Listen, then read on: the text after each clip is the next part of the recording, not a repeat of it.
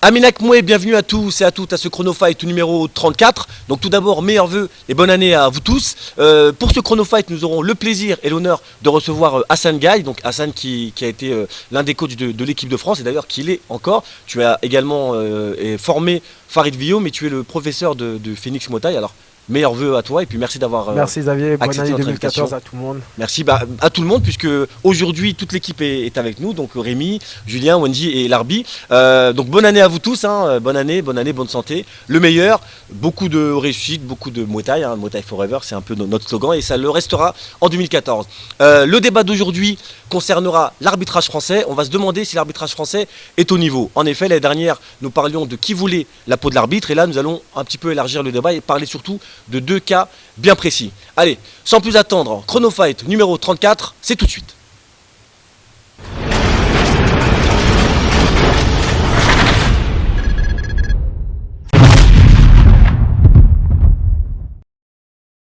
L'arbitrage français est-il au niveau? C'est la question que l'on va se poser aujourd'hui. Mais avant de parler des combats, j'aimerais que l'on revienne sur un sujet que l'on ne traite pas souvent. J'aimerais que l'on parle des assauts et de l'arbitrage en assaut. Alors Hassan, je vais me tourner vers toi. Qu'est-ce que tu penses de l'arbitrage? Est-ce que tu penses que les assauts sont assez bien arbitrés? Et est-ce que finalement il n'y a pas des choses à revoir? L'arbitrage au niveau des assauts, je pense qu'il y a encore des progrès à faire. Et il ne faut pas oublier aussi, c'est un passage pour les jeunes arbitres, c'est un passage obligatoire, donc il faut être beaucoup plus tolérant.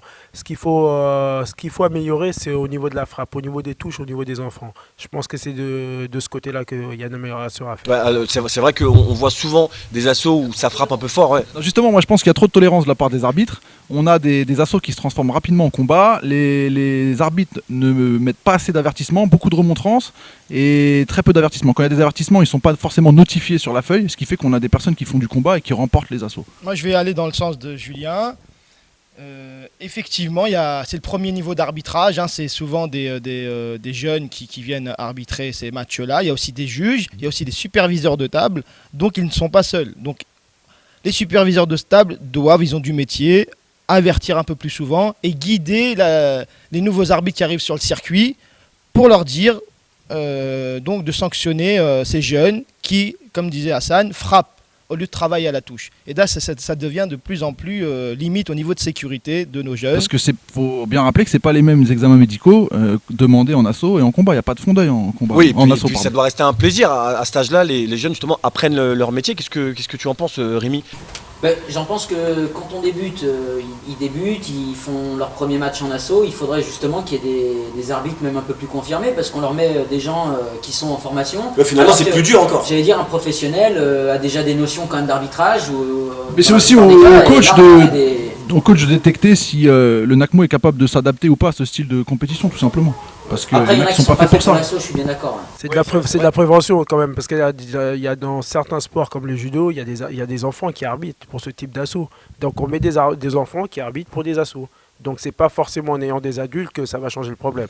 Non, mais le vrai problème aujourd'hui, c'est que ça frappe au lieu de travailler à la touche. Donc il faut donc soit sanctionner, soit donner vainqueur ceux qui travaillent à la touche. Donc parce que c'est une globalité de travail technique. C'est pas un travail de comptabilité de touche qu'on juge.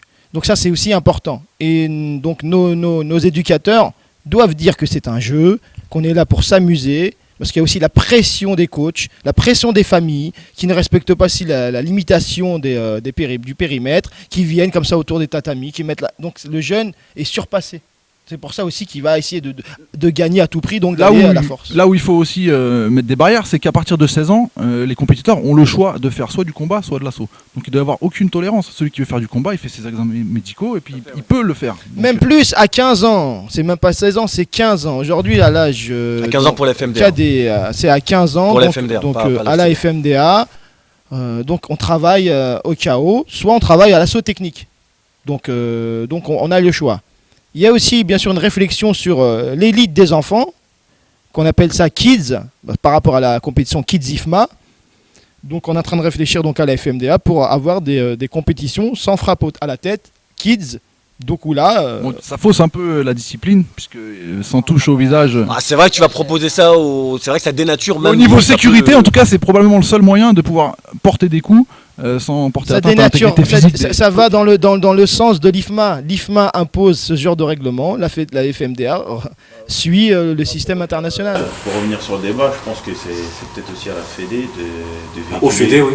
Ouais, au Fédé, de véhiculer ces informations en termes de valeur au niveau des règles de la compétition, comme le font au judo ou au karaté, où ils ont des bandes dessinées avec des choses, etc. Et ça, c'est les fédés qui diffusent. Exactement. Moi, je pense qu'il faudra Communication à changer. Il faire. faudra franchement changer la feuille de notation. Parce que la feuille de notation, actuellement, elle se rapproche des feuilles de combat. Donc, il faudrait prendre une autre feuille de notation qui mettrait en valeur plutôt le style mouet, etc., la gestuelle, plus dans ce sens-là, qu'un décompte de points. Non, mais c'est même pas ça, c'est qu'on se retrouve des fois avec des feuilles de juges où l'avertissement il n'est même pas comptabilisé. Donc les juges, il y a une grosse remise en question aussi sur la formation et sur l'appréciation de la touche. Et du Non, mais coup, la feuille de pointage est marquée, les touches ne sont pas comptabilisées, c'est un travail d'ensemble et c'est pas les mêmes notifications qu'en combat amateur ou en combat pro. Non, c'est... Alors moi je vous pose la question, je vous entends parler. Alors déjà, faisons une petite parenthèse. Rappelons-nous que Damien Alamos ou Bobo Sacco sont des boxeurs qui sont issus de l'éducatif. C'est-à-dire que vraiment l'éducatif c'est quelque chose d'important et que les boxeurs qui sont aujourd'hui... A contrario, il y en a qui passent pas du tout par l'éducatif. ça peut être un tremplin Bien pour sûr. certains, comme ça peut aussi être une forme de compétition pour d'autres qui n'ont pas envie de faire des combats, tout simplement. Moi, je pense que quand même dans la gestuelle et dans le style mouet, parce qu'aujourd'hui, ce qu'on reproche beaucoup aux boxeurs, c'est de ne pas avoir le style mouet. Je pense que c'est très important de passer par les assauts parce qu'on privilégie la gestuelle et donc ça permet d'avoir des boxeurs avec beaucoup plus de talent, beaucoup plus de style. Tout à fait, le qui futur. C'est bien d'avoir une belle gestuelle, mais il faut que ça atteigne quand même l'adversaire, quoi. Non, bien sûr, on est d'accord. Bon, on est d'accord que l'éducatif, c'est pas une obligation, les assos, c'est pas une obligation. Par contre, ça existe. Donc, qu'est-ce qu'il faudrait faire aujourd'hui pour améliorer Sanctionner. L'éducatif, c'est l'obligation d'une fédération reconnue par l'État. Parce que c'est un travail général. C'est les enfants qui priment au niveau du ministère et au niveau d'une fédération. C'est pas les C'est l'avenir. Hein. C'est l'avenir. Donc c'est un travail loisir. On vient de faire une compétition pour le loisir, pour se faire plaisir. C'est ça aussi l'éducatif. C'est pas la victoire à tout prix. C'est ça aussi. C'est Se pour faire tous les plaisir âges, les assos. et se mélanger aux autres. Hein. Et c'est ça le problème aujourd'hui des entraîneurs qui doivent aussi recadrer un entraînement. Parce qu'un jeune qu'on va éduquer à la frappe lourde à l'entraînement, au PAO, au sac, à l'assaut, sur le tatami, on va lui dire de toucher, il n'a jamais appris à toucher. C'est pas évident. Un gros travail en amont à faire dans les clubs, tout simplement. Après, pour aller un petit peu dans le contresens de ce que tu dis, l'arbitre, ce qui est dommage dans l'arbitrage en asso, c'est que selon l'arbitre, en fait, il y a de la tolérance. Et c'est là où finalement le problème il se trouve, c'est qu'il y a des arbitres qui laissent des touches un petit peu plus facilement, sans parler de touches lourdes, et il y a des arbitres où c'est vraiment à la touchette. Donc il y a quand même un juste milieu à trouver. C'est vrai que dans les compétitions d'un tapis à l'autre, ça va varier. On va savoir si on a un peu plus Elle de commence là l'injustice. liberté. Elle commence là l'injustice. Le jeune, il voit qu'ici ça frappe un peu plus et qu'ici il est sanctionné. Donc effectivement, l'injustice elle commence déjà à ce niveau-là. Effectivement, le degré de tolérance de l'humain n'est pas évident. Et ça, c'est une cause et un travail à faire, nous, à la FMDA. On y réfléchit. Pour les prochaines compétitions, c'est vrai que beaucoup d'entraîneurs vont être surpris de la disqualification de leurs boxeurs. D'accord, donc ça veut dire qu'à la FMDA, vous comptez un petit peu resserrer les vis, être Avant de faire un travail de sanction, il faut faire un travail de prévention. Oui, non, le travail de prévention a été fait depuis un moment. Là, ce sera le travail de sanction. En 2014, c'est tolérance zéro en éducatif. Moi, je suis tout à fait d'accord avec Wendy sur la prévention. Je pense qu'il y a beaucoup de prévention à faire, notamment au niveau des profs. Hein, on le voit dans les coins, comment ça crée, comment ça motive la tête. Parce que les mots employés par les coins. Voilà, que les mots employés. Donc aujourd'hui, il y a des formations. On demande un niveau de formation requis pour accompagner un enfant dans le coin. Je pense que c'est indispensable. D'accord. Je pense que c'est indispensable pour la protection de l'enfant.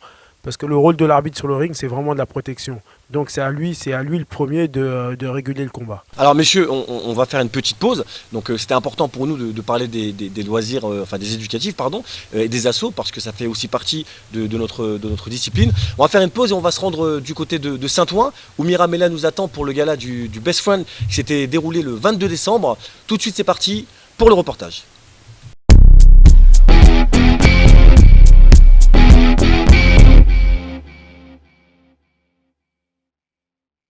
Bonjour à tous, alors nous voilà devant le gymnase Tommy Smith à Saint-Ouen pour la Kids Cup organisée par Bobby. Allons-y.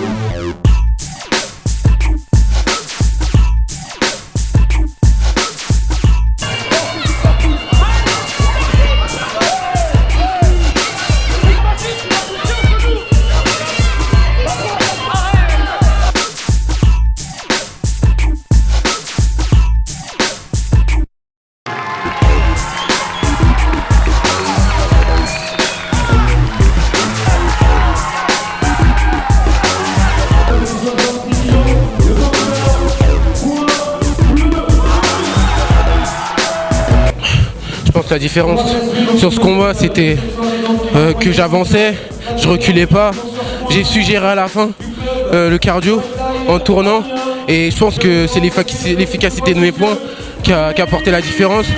Donc c'était un bon combattant et je pense que c'est avec la hargne que j'ai gagné. Alors bonjour Romain. Alors Romain boxe en moins de 71 kg.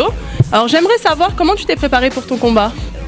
J'ai fait une préparation comme d'habitude, physique, technique et pas mal de corps à corps. Parce que je sais que mon adversaire, il boxe comme moi, je sais qu'il a le jus et je sais qu'il boxe technique et il travaille mon corps à corps. Donc on n'a pas trop fait une préparation différente de d'habitude en fait.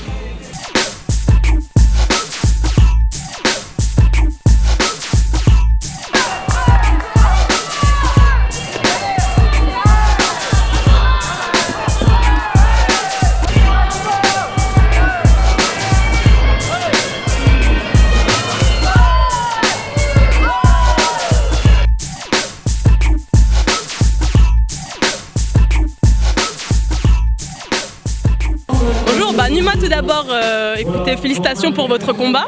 Alors, après match, pouvez-vous nous dire à peu près votre ressenti? C'est difficile.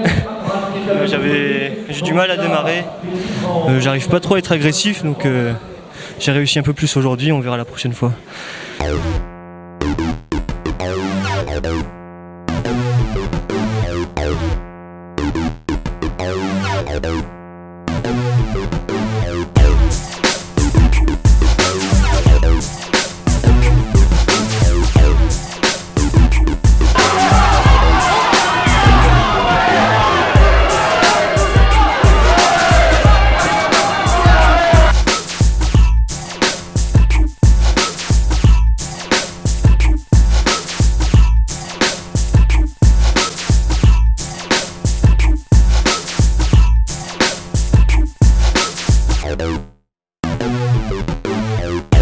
Par rapport à votre gala, le déroulement, comment vous l'avez organisé, si c'était pas trop dur ou quoi? Je tenais à remercier en fait tous les clubs qui ont participé à la première Kids Cup Challenge WBC. en partenariat avec la FMDA et la WBC, qui est représentée par Hadj. Et je voulais remercier l'ensemble des boxeurs, l'ensemble des clubs qui ont répondu présent à l'initiative à la veille de Noël. Voilà. D'accord, bah merci beaucoup. Merci.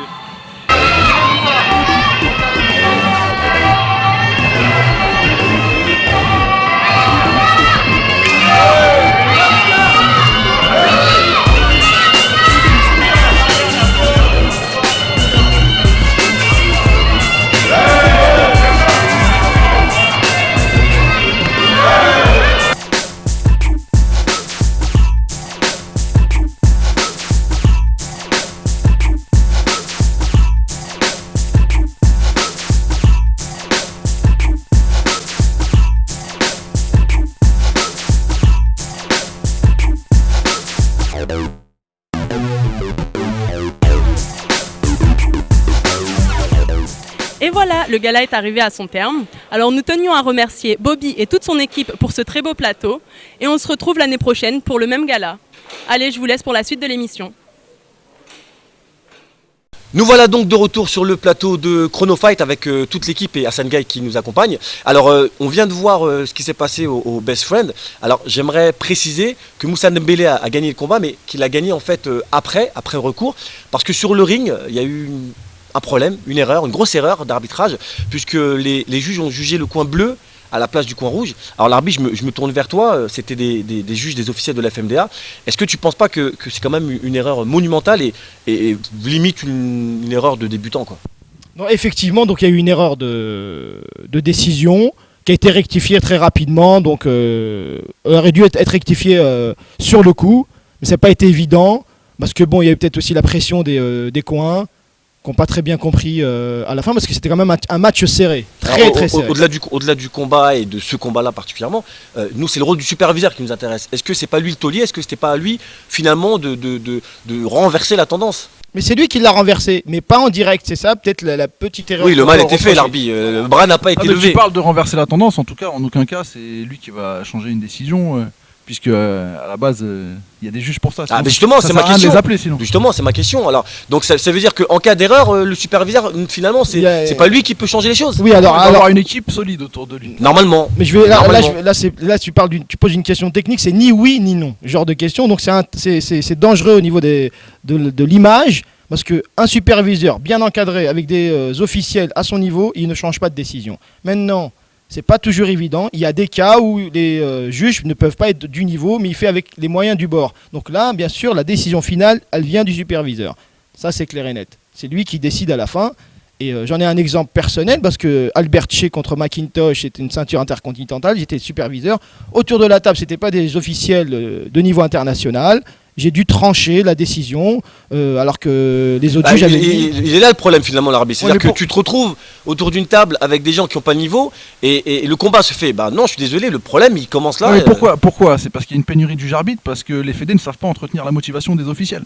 Il n'y a plus d'officiels. Dans des grands galas, on se retrouve avec 3 juges. C'est anormal que sur des grandes compétitions, il n'y ait pas 5 juges. C'est le minimum et c'est pas ce qui va coûter le plus cher à l'organisateur. C'est vrai qu'il faut faire attention, c'est une équipe d'officiels qu'on met. On pointe souvent le doigt sur l'arbitre, mais en fait c'est l'équipe d'arbitrage. Il faut faire vraiment la différence, parce que l'arbitre, c'est pas vraiment lui qui donne le décompte des points. Surtout qu'en voyant les arbitres, on reconnaît tout de suite l'identité, si c'est un arbitre de Mouet ou pas. Non, mais c'est très rare de déjuger, hein. Donc voilà, hein, c'est comme un train qui va arriver en retard, il y en a 50 000 qui arrivent à l'heure, c'est ça, hein. La plupart des matchs, heureusement, se passent correctement. Ensuite, il y a des soucis. Un superviseur a le dernier mot. Il est réel. C'est lui, le taulier, c'est lui qui a le dernier mot sur la décision finale. C'est lui qui, à la fin, tranche. Ça, c'est... Tu parles en cas de combat serré où il peut donner son avis et demander celui de l'arbitre. Mais si on a 5 juges à 0, il va pas dire... Bien entendu, même la réclamation. La réclamation est interdite s'il n'y a pas 2 juges à 1. Oui. S'il y a une unanimité, on ne peut pas faire réclamation. D'accord, on va essayer d'avancer un petit peu dans le débat. Toujours aussi, pour parler du rôle du superviseur, il y a eu le combat donc, entre Youssef Bouganem contre Jimmy Koulibaly. Alors ce combat a fait beaucoup parler, donc victoire de Jimmy Koulibaly, mais vraisemblablement pour certaines personnes, certains regards étaient complètement différents et pensaient que Youssef avait gagné. Pourquoi il a beaucoup fait parler? Parce que le seul qui était susceptible de pouvoir juger et arbitrer, c'était Xavier qui était sur le ring. Donc il n'y avait qu'un seul arbitre Mouet. Tout ce qui était autour, c'était du kick. Donc forcément, il y a polémique.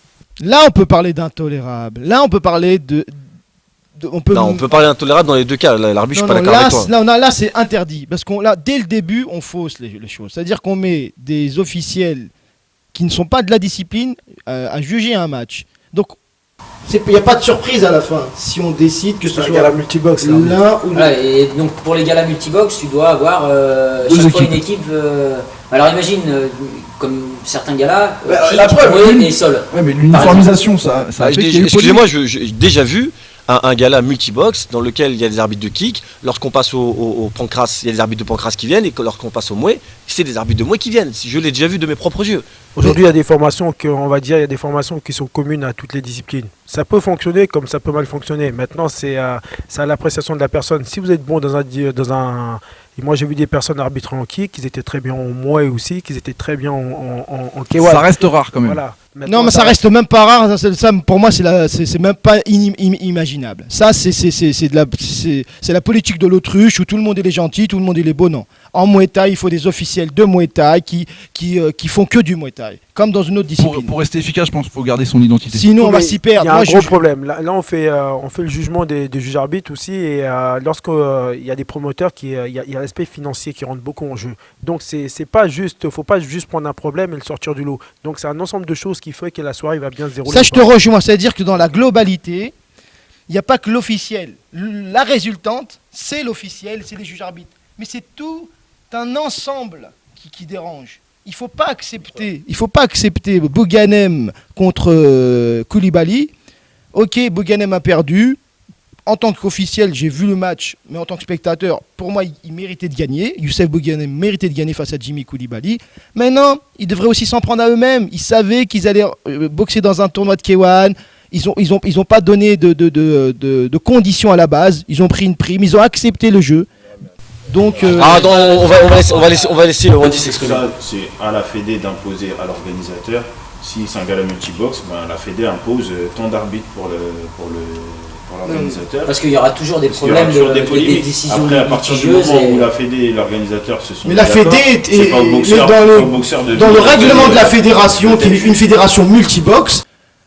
Elle va dans ce sens où elle met des arbitres multibox. Pour elle a raison. Jean dit, c'est pas au boxeur de s'adapter en fonction du. Mais c'est vrai, l'arbitre a raison. Ce qu'il essaie de vous dire, c'est que la fédération sport de contact aujourd'hui, c'est un mélange. On prend tout et on secoue. Et aujourd'hui, donc les arbitres sont légitimes pour arbitrer le kick, le pancras et en l'occurrence le Muay Thai. C'est ça. Ça veut dire que ce ne sont pas des spécialistes. C'est-à-dire que ce sont des spécialistes de tout, mais pas des spécialistes du Muay. Spécialistes, on en a eu au gala à Bobby, ça n'a pas. C'est ce que j'allais dire. Le problème, c'est que. Faut pas tout mélanger. C'est pas les spécialistes, il y a des hommes. Non, l'erreur est humaine, mais il faut pas tout mélanger. L'erreur est humaine, mais il faut savoir se remettre en question. Oui, il faut se remettre en question, mais il n'y a rien à voir entre la décision qui s'est passée au gala du Best Friend et au gala de. En gros, pour toi, d'un côté, c'est une erreur et de l'autre, c'est de l'incompétence. Non, oui, parce que dès le départ, on sait que c'est de l'incompétence. Dès le départ, on sait que c'est pas des officiels de Muay Thai. Mais les gars, ils ne sont pas des officiels de Muay Thai dès le départ. Donc ils vont juger en. C'est pas aussi décisif. Ils le savent, même eux ils savent, ils ont jamais fait de Muay Thai. Hassan. C'est pas aussi. On refait toujours un combat après le match. Donc, non mais ça reste un combat serré. Voilà, c'était un combat quand même qui était. Moi je connais les deux combattants, c'est deux styles différents, donc c'était une belle opposition. Maintenant il y a des choses aussi que deux fois qu'on est sur le ring en tant qu'arbitre, il y a des choses qu'on voit, qu'on est beaucoup plus près, après le match avec les images c'est pas pareil, notamment l'impact des coups. Donc on ne ressent pas la même chose sur le ring, près du ring et après sur une vidéo. On a eu déjà ce débat l'année dernière et on était frustrés. Là on est encore frustrés et je pense qu'il y aura certainement un troisième volet encore de l'arbitrage parce que c'est un sujet qui reviendra tout le temps. J'aimerais laisser le mot de la fin à toi Hassan. Simplement j'aimerais que tu conclues cette émission. Pour conclure l'émission pour cette année 2014, comme c'est une nouvelle année, j'ai envie de conclure en disant que malgré tous les déboires qu'il y a au niveau du Muay Thai, j'aimerais vraiment qu'on arrête de remonter des points négatifs, ne serait-ce que ce serait, on va dire, les points négatifs, ce serait bien de les remonter juste pour faire progresser le Muay. Aujourd'hui, le Muay il est divisé. Ce qu'il faut, c'est rassembler tout le monde et qu'on avance. Parce qu'il y a beaucoup de clubs, il y a beaucoup de monde qui aime ce sport-là. Et je souhaite à tout le monde de se réunir et de faire avancer le Muay ensemble. Bon, merci pour cette conclusion. Je vous rappelle que vous pouvez retrouver ce numéro de Chronofight sur muaythaitv.com. Merci à vous tous de nous avoir suivis. Merci aux équipes de Blackland Productions et Nakmoué Productions. On se retrouve dans 15 jours et d'ici là, n'oubliez pas, Muay Thai Forever.